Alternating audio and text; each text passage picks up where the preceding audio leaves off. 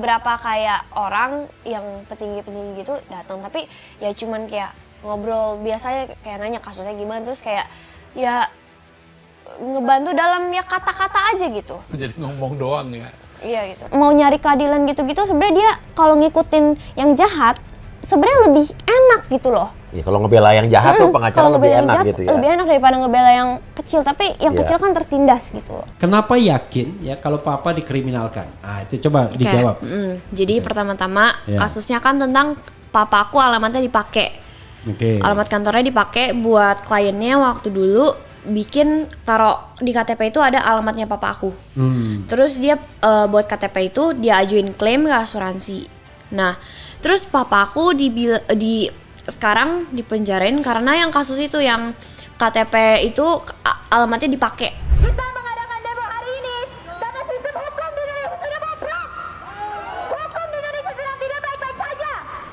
Harus ada orang yang berani berbicara untuk mengubah hukum yang berantakan.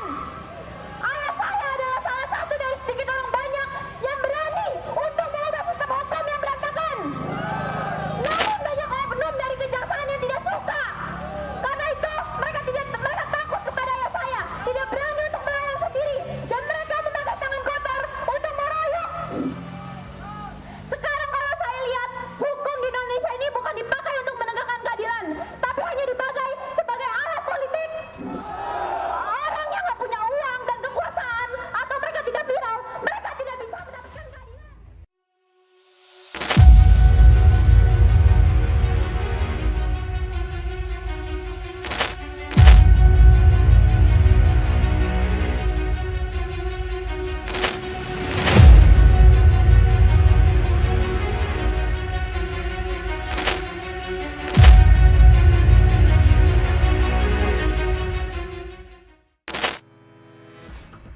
Mantan Kapolres Bandara Soekarno-Hatta, Kombes Edwin Hatorangan, diberhentikan dengan tidak hormat melalui sidang Komisi Kode Etik Polri. Kadif Humas Polri Irjen Dedi Prasetyo menyebut, Edwin dianggap tidak profesional dan menyalahgunakan wewenang.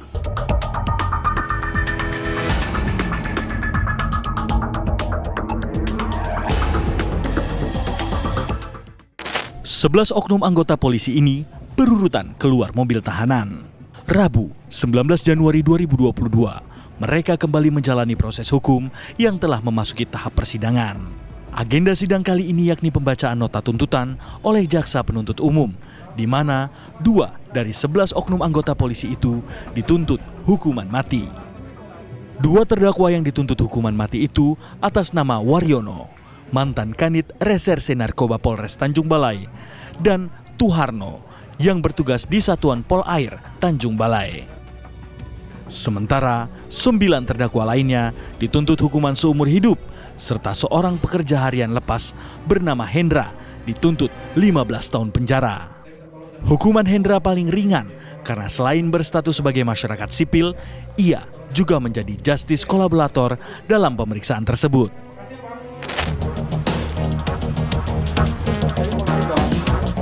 Oknum polisi berpangkat kompol dan rekannya merupakan bandar narkoba ditangkap Polresta Padang, Sumatera Barat. Salah satu tersangka yang merupakan oknum polisi menjabat sebagai Kasih Nego Ditsamapta Polda Sumatera Barat. Mereka digelandang bersama barang bukti yang diamankan. Adapun barang bukti yang pertama adalah 11 paket kecil narkoba golongan 1 jenis sabu. Kemudian yang kedua, 1 set alat hisap narkoba golongan 1 yang terdiri dari bong, pipet, kaca pirek, dan menci. Selamat siang teman-teman dan seluruh Indonesia. Pada kesempatan ini saya ingin melanjutkan pembahasan saya mengenai bisnis narkoba oknum Polri, di mana saya bicara tentang oknum. Harap digarisbawahi kata oknum. Jadi saya tidak bicara tentang polisi yang baik, saya juga tidak bicara tentang polisi secara keseluruhan. Melainkan video ini fokus dan tertuju kepada oknum, khususnya oknum Polri. Kepada kalian yang belum subscribe, silahkan klik tombol subscribe. Karena saya dan tim LQ akan membagikan informasi, pendapat, hukum, dan sharing pengalaman tentang hukum di Indonesia. Video saya kali ini adalah blak-blakan bisnis narkoba Oknum Polri part 2. Jaringan narkoba dalam institusi Polri. Kenapa saya bahas tuntas dan bongkar modus Oknum Polri dalam bisnis narkoba? Narkoba walaupun di sejumlah negara seperti Belanda dan Amerika itu legal dan tidak melawan hukum, namun di Indonesia secara hukum positif adalah barang terlarang. Baik pengguna maupun pengedar narkoba apabila ketahuan akan dijerat sanksi pidana yang diatur dalam pasal 112, 114, dan 127 Undang-Undang Narkotika. Narkoba konon hanya membawa kesenangan sesaat, bisa untuk melupakan kesedihan, namun berdampak merusak kesehatan kepada manusia yang memakainya. Saya sendiri tidak pernah memakai dan sama sekali tidak tertarik untuk menggunakan narkoba. Narkoba ada berbagai macam jenis dari ganja, inek, sabu, dan heroin. Jika digunakan dalam dosis berlebihan atau overdosis, dapat menyebabkan kelumpuhan dan bahkan kematian. Walau resiko sangat tinggi, namun pengguna dan pengedar narkoba sangat banyak. Ini disebabkan oleh efek narkoba yang memberikan rasa ketagihan atau kecanduan sehingga badan akan menginginkannya apabila tidak menggunakannya. Inilah mengapa pemerintah Indonesia membuat aturan dan undang-undang narkoba untuk melarang penggunaan dan pengedaran narkoba. Jika sebelumnya dalam video pertama saya jelaskan modus-modus bisnis kotor Oknum Polri dalam transaksi narkoba, dalam video ini saya ingin membongkar dan membahas lebih mendalam tentang jaringan narkoba dalam institusi Polri yang tidak kalah mengejutkannya.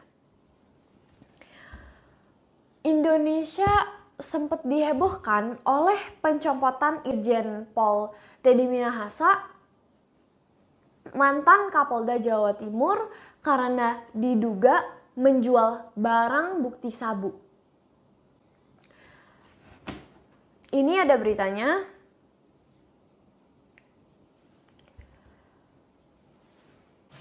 Judulnya Fakta-Fakta Kasus Narkoba Irjen Teddy Minahasa. Oke, jadi ini beritanya berikut. Ini dari CNN Indonesia, Senin 17 Oktober 2022. Oke, saya bacakan beritanya. Irjen Pol Teddy Minahasa ditangkap terkait kasus peredaran narkoba. Saat ini dia juga telah ditetapkan sebagai tersangka. Kasusnya langsung menjadi sorotan lantaran Teddy baru mau menduduki jabatan baru, yakni Kapolda Jawa Timur menggantikan Irjen Niko Afinta yang diganti usai terjadi tragedi Kanjuruhan. Kapolri Jenderal Listio Sigit Prabowo lantas membatalkan rencananya mengangkat Teddy sebagai Kapolda Jawa Timur yang baru. Berikut perkembangan kasus peredaran narkoba yang melibatkan mantan Kapolda Sumatera Barat Irjen Teddy Minahasa. Barang bukti 3,3 kg. Polda Metro Jaya mengamankan barang bukti narkoba jenis sabu seberat 3,3 kg dalam pengembangan kasus peredaran narkoba yang menjerat Irjen Teddy Minahasa. Jumlah 3,3 kg yang ditemukan ini adalah sisa dari total 5 kg. Sementara sisanya sebanyak 1,7 kg disebut telah berhasil dijual ke Kampung Bahari, Jakarta Utara. 4 polisi terlibat. Polda Metro Jaya menangkap total 4 aparat kepolisian yang disebut terlibat dalam jaringan peredaran narkoba Teddy.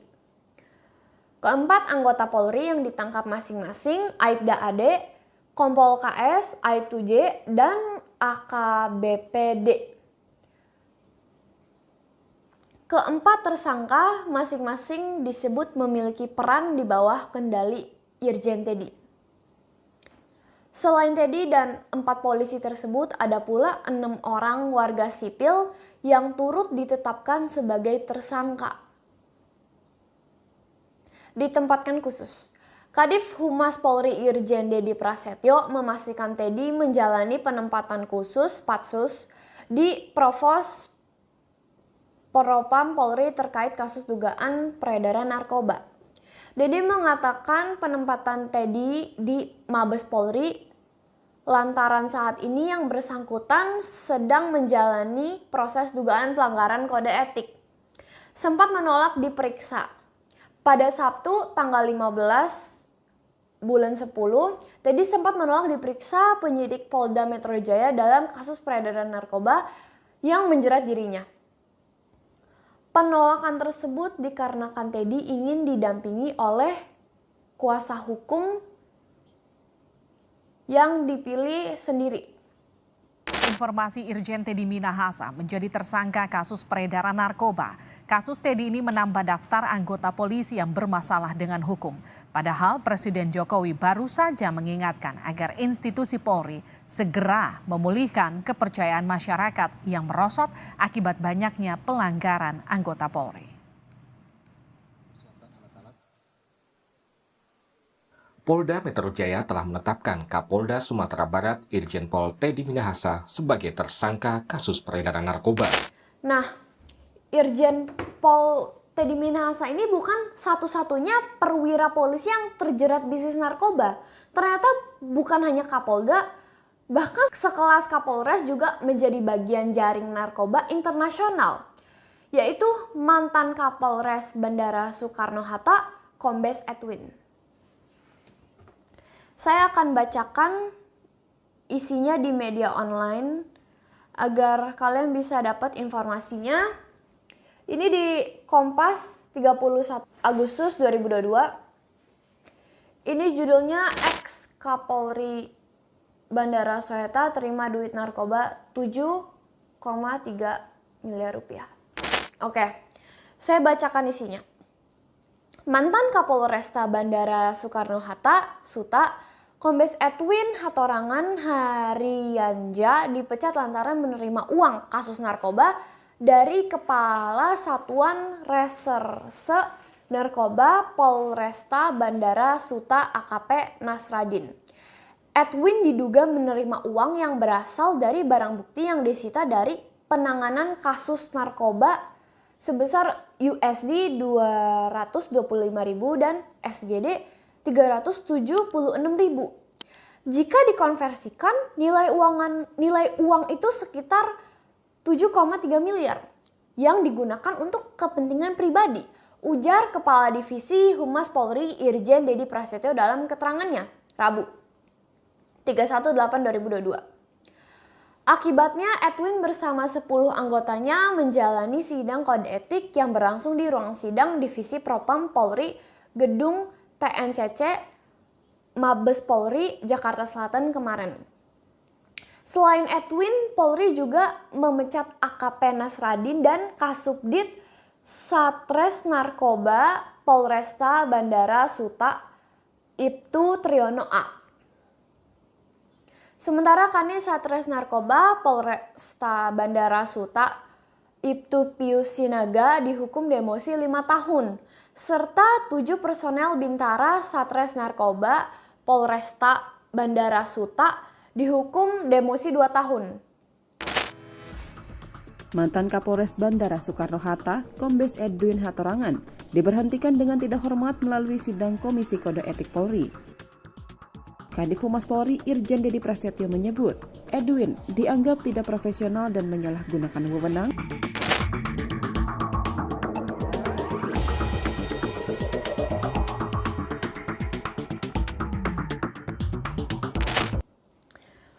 Nah, setelah saya membaca berita tersebut, saya sangat terkejut.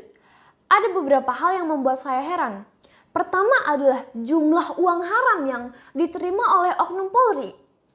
Jika sebelumnya Gunarko Papan dilepaskan dari jerat pidana narkoba dengan uang sejumlah 500 juta, ternyata perwira Polri bahkan menerima jumlah uang jauh lebih banyak mencapai miliaran. Kapolres Edwin dapat 7,3 miliar dan Irjen Teddy Minahasa mengambil 5 kg sabu senilai kurang lebih 6 miliar rupiah. Melihat gambaran di atas tidak heran jika ada skandal rekening gendut Jenderal Polri. Makin tidak heran jika masyarakat melihat ada Kapolres pamer kekayaannya karena jujur saja sangat mudah bagi para oknum Polri mendapatkan uang haram sehingga mereka foya-foya karena bingung mau ditaruh di mana lagi uang haram tersebut. Itu bar dari bisnis narkoba. Belum dari judi, prostitusi, dan bisnis ilegal lainnya. Tidak heran setara Kanit dan Kasat Polda udah naik mobil mewah. Bahkan Direktur dan Kapolda naik mobil 4 miliar. Mobilnya Land Rover. Kedua fakta yang beredar bahwa oknum Polri ini ternyata tidak sendiri, melainkan anak buahnya adalah anggota Polri juga. Dalam kasus Teddy Minahasa ada 4 oknum Polri lainnya yang dijerat pula. Sedangkan dalam kasus narkoba Kapolres Bandara Suta ada 10 anggotanya Kapolres sebagai kombes. Lalu anak buah di bawahnya AKBP Kompol dan AKP juga terjerat. 11 oknum anggota polisi ini berurutan keluar mobil tahanan. Rabu, 19 Januari 2022, mereka kembali menjalani proses hukum yang telah memasuki tahap persidangan. Agenda sidang kali ini yakni pembacaan nota tuntutan oleh jaksa penuntut umum, di mana 2 dari 11 oknum anggota polisi itu dituntut hukuman mati. Jadi anak buah perwira yang seharusnya membasmi kejahatan secara berjemaah menjadi kaki tangan pengedar atau bandar narkoba. Maafkan saya agak bingung. Bukankah seharusnya untuk masuk ke kepolisian ada tes dan persyaratan ketat, terutama dalam hal integritas? Jika ada 1 atau 2 oknum Polri, saya rasa ya masih masuk akal. Namun dalam perkara kasus narkoba oknum Kapolres Bandara Suta, ini bawahan Kapolres, Kasat, Kanit, dan Kasubdit juga turun terlibat. Bagaimana mungkin seluruh chain of command, jajaran komando dan pemimpin Polres terlibat dalam jaringan narkoba? Apakah anak buah Polri wajib mengikuti perintah pimpinan walau yang diperintahkan melanggar hukum? Di sini mohon maaf saya merasa sangat janggal. Apakah ini hanya andaikan saja ya? Apakah bila di atas Kapolda yaitu Kapolri jika juga menjalankan bisnis ilegal, maka seluruh jajaran komando di bawahnya akan ikut rusak? Bukankah seharusnya setiap individu punya penilaian model dan anak buah yang adalah polisi sebagai penegak hukum harus berani menangkap apabila ada penjahat. Walaupun penjahatnya ternyata adalah atasannya sendiri, saya rasa dengan anak buah malah mengikuti atasannya menjalankan jaringan narkoba menunjukkan bahwa benar istilah tidak ada jeruk makan jeruk. Sulitnya terbongkar oknum Polri adalah karena sesama Polri saling melindungi. Opini saya, jika tidak ada perang bintang, konflik internal Polri, tidak mungkin akan terbongkar kasus Teddy Minahasa. Persaingan tidak sehat ini secara internal menggerogoti Polri. Ketiga, maraknya kasus narkoba dalam institusi Polri. Kenapa saya tidak mendengar di media kritikan atau teguran dari instansi pengawas kepolisian, sebut saja Kompolnas. Pungki yang sangat aktif berbicara ketika ada pengacara Kamarudin memberikan kritik dan pendapatnya bahwa oknum Polri adalah pengabdi mafia, langsung Pungki dari Kompolnas membela Polri dan menyudutkan Kamarudin. Herannya ketika kasus Teddy Minahasa dan Kapolres Suta jaringan narkoba, bukan hanya tidak ada kritik dan masukan, malah Pungki diam 1000 bahasa. Saya ingin bertanya, apa peran Kompolnas sebenarnya sebagai pengawas eksternal Polri atau sebagai juru bicara Polri? Jika sebagai juru bicara, baiknya bubarkan saja Kompolnas. Karena Polri sudah ada juru bicara, Divisi Humas. Nah, seharusnya jika sebagai pengawas eksternal, Kompolnas bukan hanya bertugas mengkritik dan meluruskan oknum Polri, melainkan mendesak secara aktif agar Kapolri mendeklar war on narkoba. Namun tidak ada tindakan sedikit pun dari Kapolri untuk memerangi narkoba. Apakah karena oknum petinggi mendapatkan setoran dari bandar narkoba? Ataukah petinggi Polri lagi sibuk urusan politik mereka? Saya tidak tahu kenapa, karena setahu saya Kapolri sering menjual janji seperti hukum akan tajam ke atas, namun kenyataannya saya ingin bertanya kenapa kasus mahkota dengan terlapor Raja Sabta Oktohari sampai sekarang tidak ada penetapan tersangka. Padahal alat bukti dan unsur sudah cukup terpenuhi. Dan juga udah 3 tahun berjalan. Sedangkan kasus ayah saya Alvin Lim dalam 2 minggu langsung gelar perkara tersangka. Inikah yang disebut hukum tajam ke atas? Saya bingung kenapa Polri malah menyerang pengacara yang sedang menjalankan tugas, padahal sesama aparat penegak hukum. Namun terhadap petinggi investasi bodong yang merugikan ribuan masyarakat sekitar triliunan susah sekali dijalankan. Kenapa Pak Kapolri? Tolong berikan jawaban, penjelasan kepada saya. Kenapa kok saya lihat dan baca di berita di media, berita tentang oknum Polri makin menumpuk, dari oknum Polri bandar narkoba bahkan sampai berita Kadif Propam.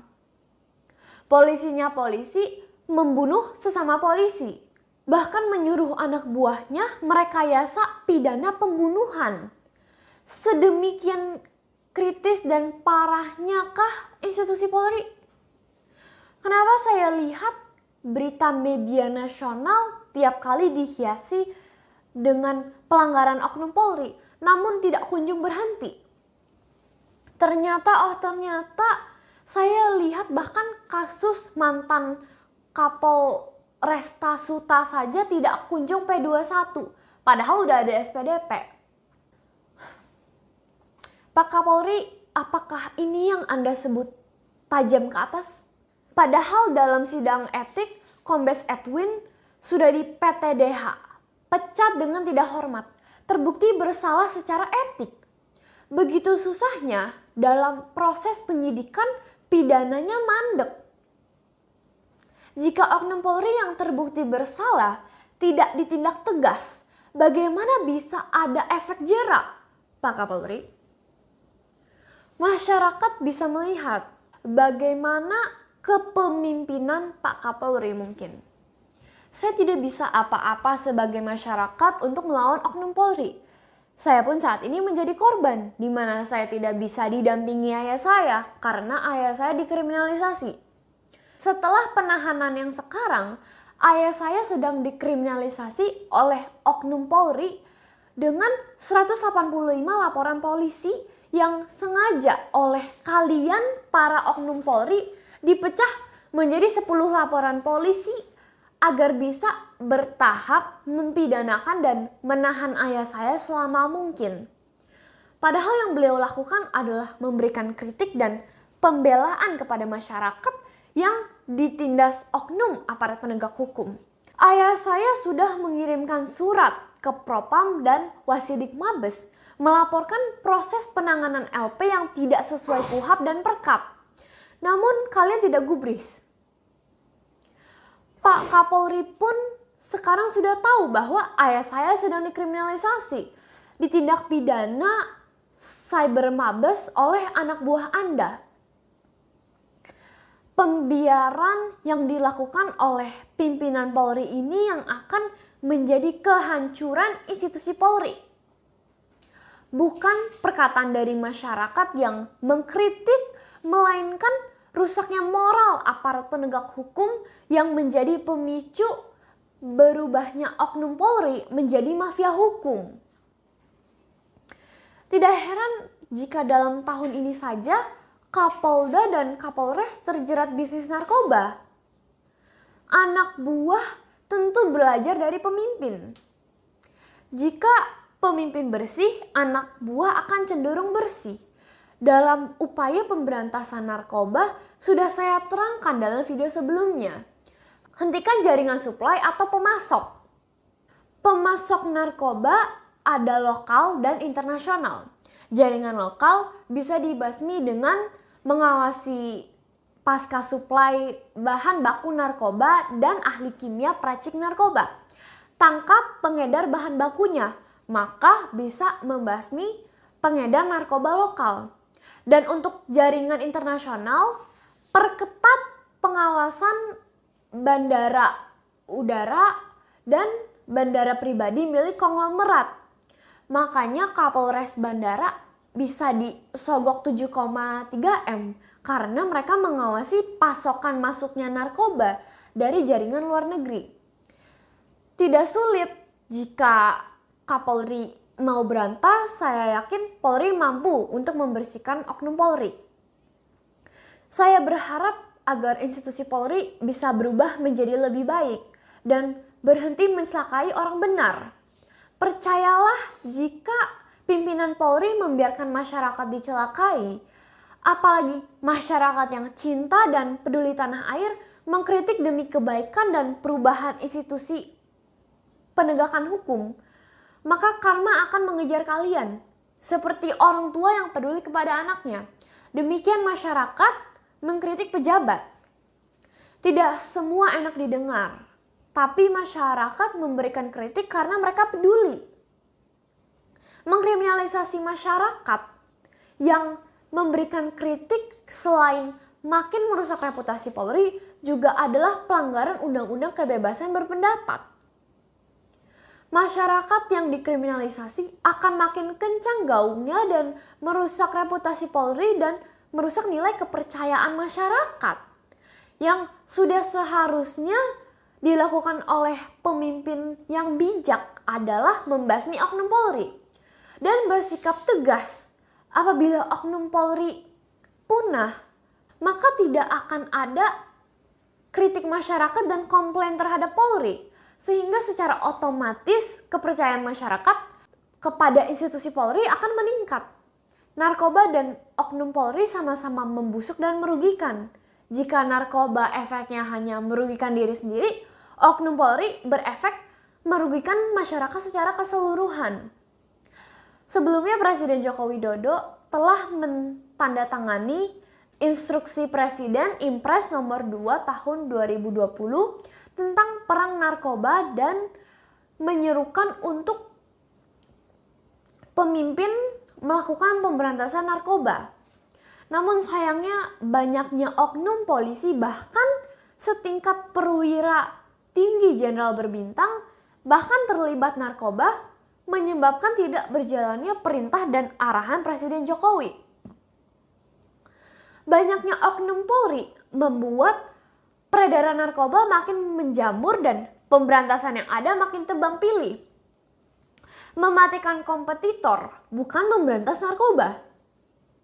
Disinilah generasi muda zaman mendatang seperti saya menjadi was-was dan khawatir karena narkoba akan merusak generasi mendatang dan menjadikan Indonesia negara terbelakang. Demikian ulasan saya mengenai oknum Polri dalam jaringan narkoba di institusi Polri. Semoga video ini bisa dilihat positif dari berbagai pihak sebagai bentuk kepedulian saya terhadap institusi Polri agar institusi Polri bisa menjadi presisi berkeadilan bagi masyarakat luas. Terima kasih banyak kepada semua yang sudah mendukung perjuangan saya untuk bisa memperoleh keadilan untuk ayah saya. Terima kasih dan semoga Tuhan memberkati Indonesia.